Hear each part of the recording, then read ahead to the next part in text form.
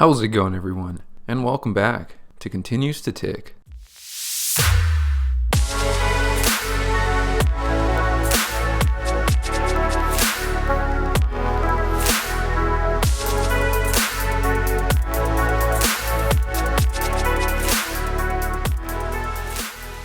So, how did we find ourselves here? And by that I mean 2 weeks away from Christmas and 3 from the new year, 2022. I'm sure we can all answer that in our own way, but I'm sure a thing we can all share from this past year is growth.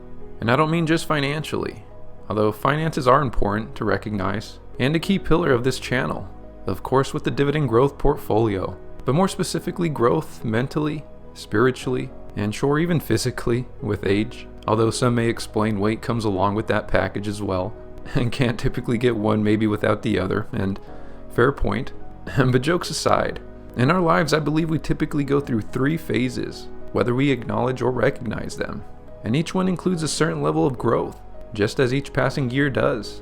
After all, I'd like to imagine I'm a better person each and every year I step on this earth, in one way or another, not just more wise through experiences, but with the ability to grow as a person, for the better, either for myself or for those I care around me.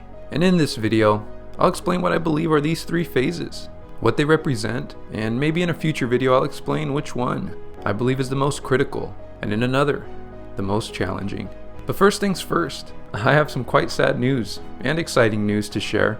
Well, for those that have been around for some time now, you'd remember my 2000 Toyota Camry that rattles when I drive it. Well, I've been renting it for a long time, and now with the check engine light, and turns out it won't pass smog without some pretty costly fixes. And well, one problem then leads to another, and it just turned out it now just needs quite a bit of work, and no longer is that safe to drive.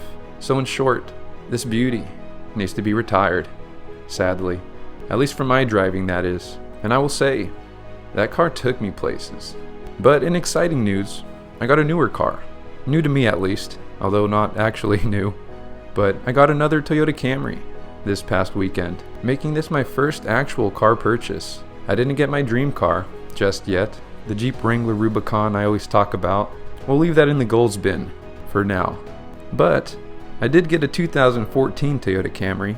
I really like these cars, but a nice jump and upgrade I'd say from a 2000, and I loved my beater car 2000 Toyota Camry. But coming from this 20-year-old car to a 2014, funny how this newer car makes me feel like I'm driving in a Mercedes in comparison. It's quite funny how you don't know what you're missing out on until you see and feel it. I was just as comfortable in that old car, but I must say, it'd be harder to go back now. And just before we jump into what I believe to be the 3 most important life phases, how about a gentle and quick reminder to hit the like and subscribe button if you haven't yet already, as this journey of the dividend portfolio, or this channel, won't be stopping anytime soon, as time continues to tick.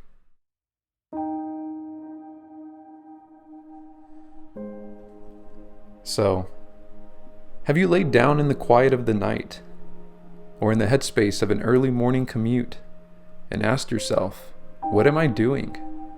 Where am I? Where am I headed? I often do, and it brought me to share possibly something you may relate to, maybe provide some clarity to. Life is long after all. Long. And if lucky enough, it's supposed to be that way, although it may not feel that way. It's what my grandfather would say. It brought time flies for me into perspective. But in saying all this, with time passing, it may get easy to lose the sight of an end goal, and thus feel lost in the shuffle of life, or the shuffle of time on this planet. The building phase. This is the phase in which I relate to growing the most. Maybe you just entered the workforce. Maybe you're still deciding which career choice you'd like, or which job to apply to. Nevertheless, the foundation is primarily set in this phase. A lot of changes happen here, and with that, a lot of the initial challenges as well. A wake-up moment to the real world, I guess you can say. Something college and maybe all of grade school didn't teach us. And due to that, comes a lot of stress in this phase. A lot of unknown, relating to building up a future. Imagine the feeling like being new to a board game. You don't know how to play, and you're learning as you watch those around you. But you also don't know if they know the rules. A lot of this may come to building up a working career, but not quite. This phase may also include a lot of personal growth.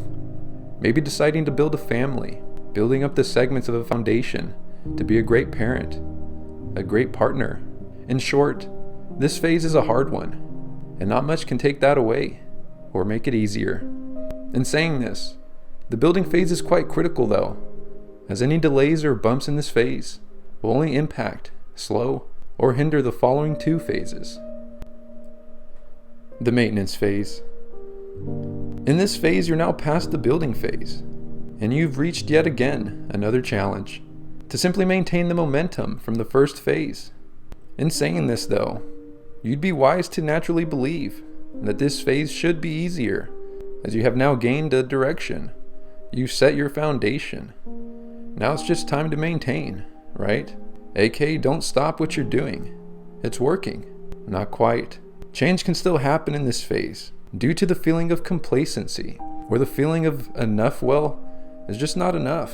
Or get this, maybe your current plan, although successful on the surface, is stressing us out and not even worth it. So we decide to change. Maintaining is almost just as hard as beginning, and in many ways is harder. In the maintenance phase, the biggest challenge is yourself, telling you may be able to do better, or what you're doing is not the proper way.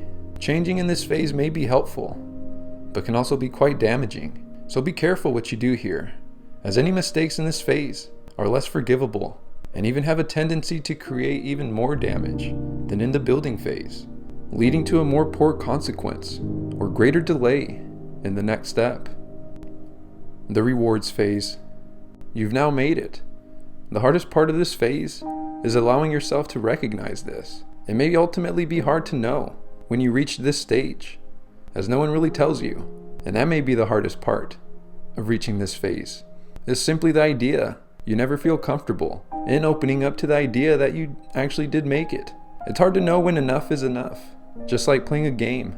It's hard to quit or stop playing when you're already ahead, and maybe just as you learned not only the cheat codes, but all the rules. As typically when that happens, the game gets easier, and it becomes like, what's the point to stop playing altogether? I can keep going for a bit more, but just as discussed in the prior two phases, this phase will ultimately be determined by your prior two and how they were handled. You can usually tell how someone did in life by how they appear in the rewards phase. Also, the less hiccups in the prior two, and the quicker you reach this stage. But in contrary, the more poor of a plan executed, and the greater delay in reaching this phase. This phase should ultimately be known also as, you guessed it, retirement. And as we continue forward still, here we are in the Jesse's cash flow portfolio, a big key pillar of this channel ultimately. But nevertheless, here we are now, reaching the $44,000 mark of $44,058.73. And as we zoom in here, you can see the total return all time currently for the portfolio is 38.25%, which equates to a total portfolio gain of market gain and earned dividends of $6,870.36. And if you look even closer still, you can see just from market gain alone, we've once again crossed the $6,000 mark, which is pretty neat, and our dividends continue to climb. And to say last week was a good week would be an understatement. As you can see here, we had a 2.72% return. Of market gain alone, we had $1,159.92, and from earned dividends, another $4. I'll take it. But anyways, let's continue forward, heading into the dividend activity section for this past week. But starting on December 6th, we got paid from Pfizer, $8.06. Also on December 6th, getting paid from the Southern Company, $5.16. Then Johnson & Johnson on December 7th, $6.24. Then Visa, $1.09. And also on this day, it looks like we had a funnel, $32.42. Followed by on the next day, getting paid by ADM, $5.12. And also having our deposit, $500 into the portfolio. And here it was also getting funneled in with a $6 snowball. So a $6 snowball, $32 snowball, $38 going into the portfolio that technically isn't even mine to begin with, But as we continue moving forward, here we are on December 10th, getting paid by Chevron, $5.09, then ExxonMobil, $5.75, also getting paid by IBM, $3.43, Snap-on, $3.35. Continuing still, we got Sunoco, $3.01. And last but never least, getting paid by Walgreens Boot Alliance.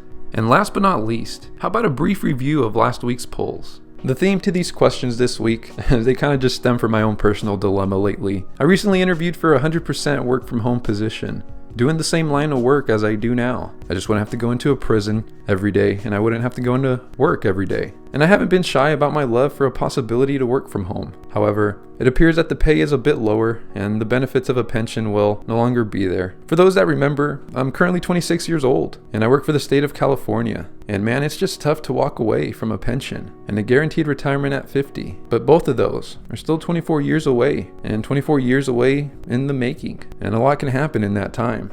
But although paying less would open other doors for me in alternative ways, I'd have more time to put into this YouTube channel, for example, put into stuff that I personally would want to do.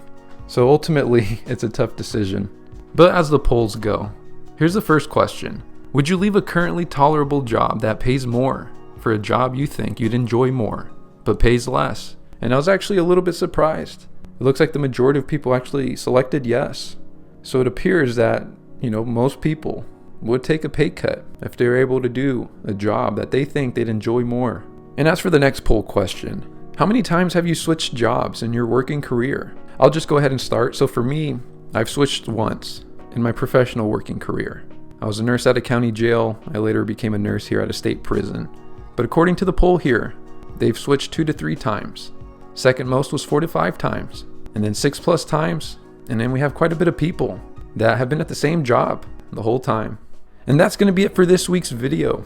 We had a great week overall for the dividend portfolio, and had a fun time sharing you 3 phases that I think we all go through in our working and life careers. But life and time, it continues to tick, it continues to pass.